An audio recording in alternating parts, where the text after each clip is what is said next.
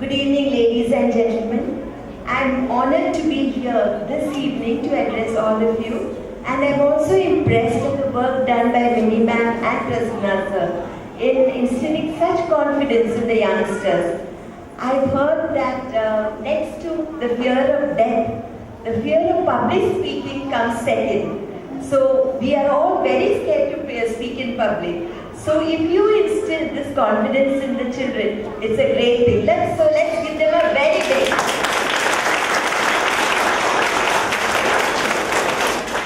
You tell me who spoke these words. Our youth now love luxury. They have bad manners, contempt for authority. They show disrespect for their elders and love chatter in the place of exercise. They no longer rise when elders enter the room and tyrannize their teachers. Do you know who spoke these words? Socrates, the Greek philosopher, many years ago, he spoke these words. And even then, he was in despair over the youth, as we are in despair over the youth. But all is not lost. So let's see how we can retain some of the lost ground. Okay, last week we had an annual day in school, and we had amongst us a very well-known psychiatrist and a school counselor and a counselor. And you know what he said? He said, make the child happy, because that is the most fundamental thing and the best you can do for your children. First, we have to listen to them and talk to them. We have to find enough time for them. So I meet a lot of parents in my role as a principal. And the other day I met a parent. He came storming into the office and he had a few things to say. He said, I was the head boy in my school. I was a very good debater. I was very good in quizzes. How come that my son is such an introvert? Now, in the face of such criticism, day in and day out, do you know what the child feels? He retreats further into his shell. And it's no wonder that he's an introvert. The greatest gift we can give our children is self-esteem. The feeling good about themselves. Talk to them. Make them feel confident. Then the world is theirs. Parents are also role models for their children. The little eyes watch you everywhere. Now, if you tell your child, don't tell lies, and you merrily lie around, talk lies, speak lies, then naturally he thinks it is very easy, it is better to lie than to get punishment.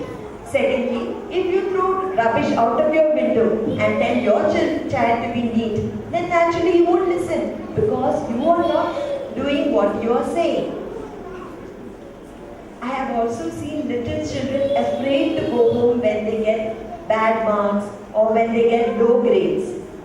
I don't know why we are obsessed with marks all the time, and why we think that going into an engineering college or the science college or medicine is the be in and all out of everything. Last year, a college in Delhi closed at 99.7% for computer engineering.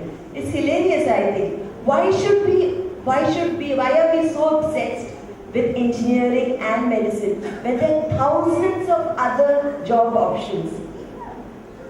And in this regard, I want to tell you about one of my cousins. His mother always thought that, he should be a doctor, wear white clothes.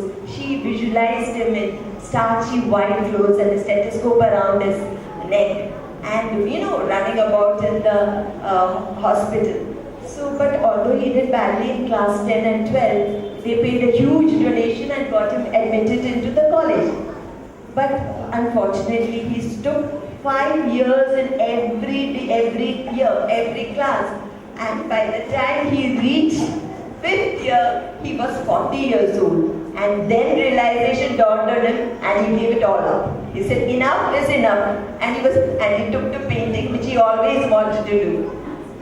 So this is what I said. Let the child decide for himself what he wants to do. I know you might have wanted to become an engineer and you couldn't do, but that he must have his own ways, and you will discover what he wants to do later on. Why should we learn about history, which is long dead and buried? I can only say that unless you dabble in all these subjects, how do you know which interests you? You have to know a little bit about each subject and then come to the conclusion which subjects interest you and then choose. But there are children who hate mathematics. It's something to do with the right and the left side of the brain.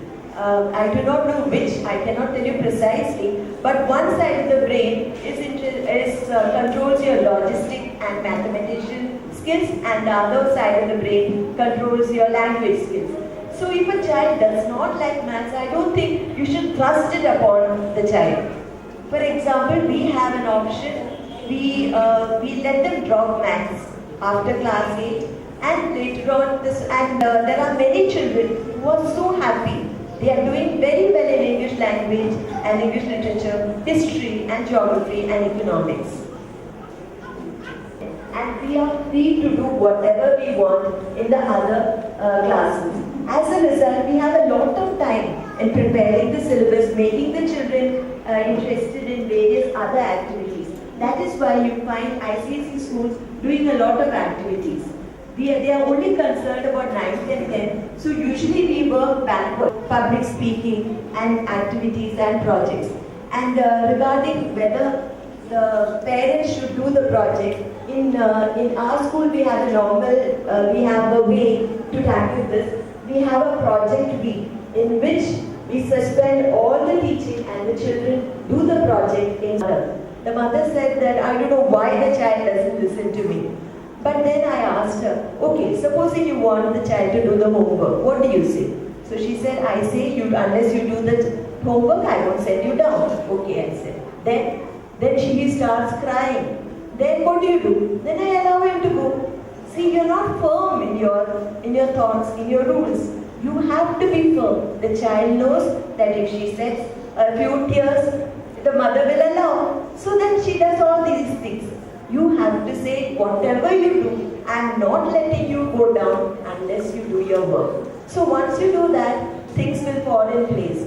Children like to work with rules and they want to keep secure. Even in games, they want to play with rules. Saying that let us make childhood memorable for our children. They will grow up in the twinkling of an eye, and before we know, they have left the nest. So what we should do is, we should make it memorable and let us relive our childhood with them. That is all, parents.